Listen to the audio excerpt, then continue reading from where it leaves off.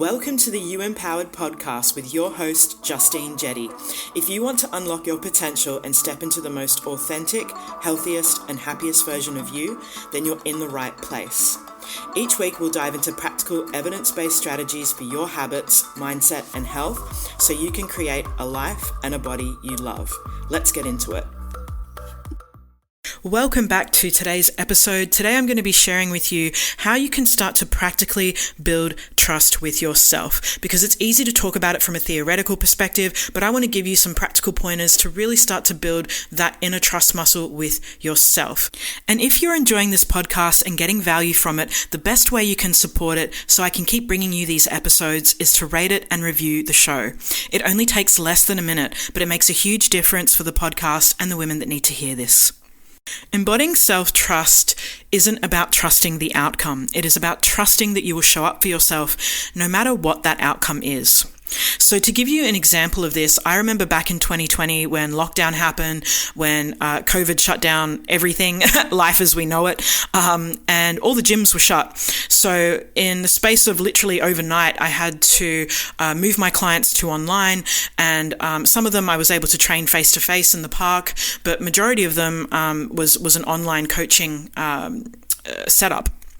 And in that moment, I didn't know if it was going to work. I didn't know what to expect. I'd never focused on online coaching before or building an online platform to serve my clients before. So I didn't know what the outcome was going to be, but I trusted in myself and my ability to show up and to figure it out along the way. I knew that I had a training app. I knew that I could serve clients through Zoom. So I kind of set that up and kind of built it on the way.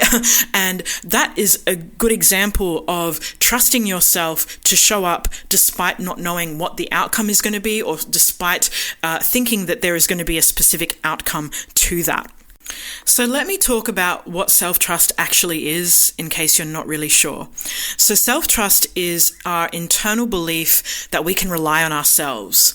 So it's you trusting your own judgment, your own decisions, and your capacity to handle what life brings you.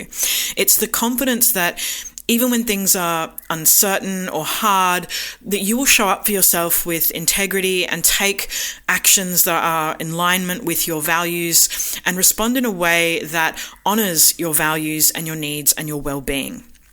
So this means that, as I mentioned before, you're not second guessing yourself. You're honoring your boundaries, even when it's uncomfortable. You follow through on commitments to yourself, not just with others. You're willing to feel discomfort without abandoning yourself or your deeper goals. And you can repair with yourself when you make a mistake without shame or spiraling. So self-trust isn't about being perfect. I just want to make that abundantly clear. It's not about always getting it right. It's about knowing that you will figure it out and you will adapt and you will keep going. And unfortunately, in our culture, in the way we've been brought up, perhaps in our society, we've kind of normalized abandoning ourselves and not trusting ourselves. Most women don't trust themselves. Let's just be real here, because we've been taught to doubt ourselves, to doubt our intuition. We've been conditioned to outsource our worth to external plans or people or a certain image that we've got to maintain or perfection. Or we've been punished for our mistakes and praised for self-abandoning and being the martyr, right? So it makes sense. I just want to validate, if you're a woman listening to this right now and you feel like, yeah, Justine, I really struggle with trusting myself. I just want to validate that it makes sense. That makes sense that you're hesitant to trust yourself and you second guess yourself. Something that I said to a client in one of our group calls a few weeks ago was, when self-abandonment has been your normal, self-trust will feel foreign and will feel unsafe for you. Just to touch in here a bit of neuroscience, but our brain likes familiarity. And so even if we're trying to carve a new pathway or a new habit or a new way of thinking or being, our brain will try and pull us back to what is comfortable and what is known, because it sees that as safety, even if the familiarity is at a detriment to ourselves and our health. So to put it simply, our brains are wired for our survival. They are not wired for our success. But the good news is you can shift this, and I'm going to start to share with you how you can start to shift from self-abandonment to self-trust. So I'm going to be sharing with you 3 practical steps today that seem simple in theory, but are very powerful when you put them in practice and when you put them in practice consistently. So the first practical tip I want to give you to start to build trust with yourself is you're going to keep either an evidence-based jar or what I call an evidence-based journal. Now, when we counteract negative thoughts or negative beliefs about ourselves, we want to envisage, it's almost like a courtroom where you've got to provide evidence, enough evidence that is sufficient to go against that negative thought or negative belief that you have. So a really common one that I had when I started my fitness journey was that I was a lazy person. In my late teens and early 20s, I used to go out clubbing a lot. I'd party. I had a very awful lifestyle schedule. I would sleep in late, and that would obviously impact my energy levels throughout the day. And so I remember one of the first things a friend at the time said to me when I started to get into the gym and get into fitness was like, "Oh, how are you going to stick to that? Because, you're a lazy person." And she wasn't saying that to me to bring me down. She was speaking truth. Like, I was a lazy person at that time. I did the bare minimum. But that was a thought that I believed about myself even before she said it, was that, how am I going to stick to a gym routine? Like, I'm a lazy person. This isn't going to work for me. And so when I started at the gym, I would write down, apart from keeping a track of obviously my schedule, but I would write down, I went to the gym today. I went for a 20-minute walk in my lunch break. When I worked in an office, I would write that down. And the reason why I would write those little things down is I would use it as evidence to counteract that thought when it popped into my head, when it was like, "Oh, Justine, you're not going to keep this up. You're lazy. This is only going to last you for a few weeks or a few months." I would start writing out the evidence that contradicted that negative thought that I had towards myself, that I was lazy.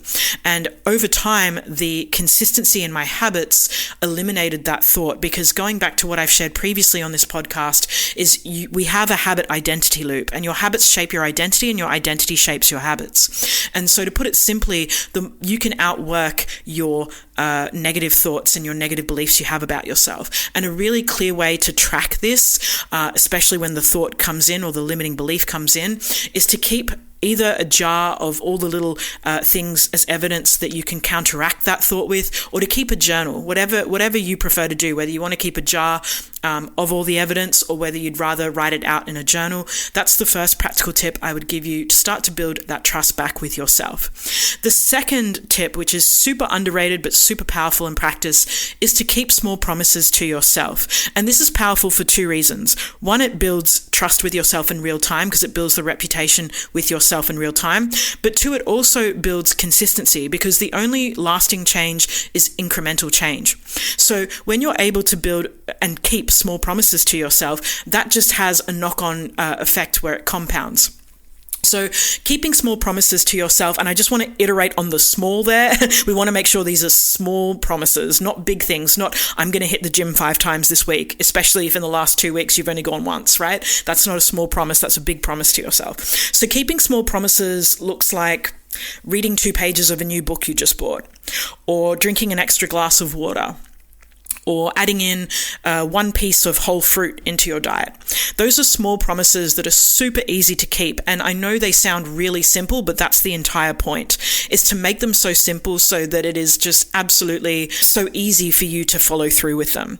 And once you follow through with these very small promises that you keep to yourself, you can absolutely build on them and build on the promises that you're keeping as you go through and as you build that consistency with those promises. The third practical step that I want you to take in order to build trust with yourself, and this is going to be not a nice one for my people pleasers, but bear with me. It's saying yes when you want to say yes and saying no when you want to say no.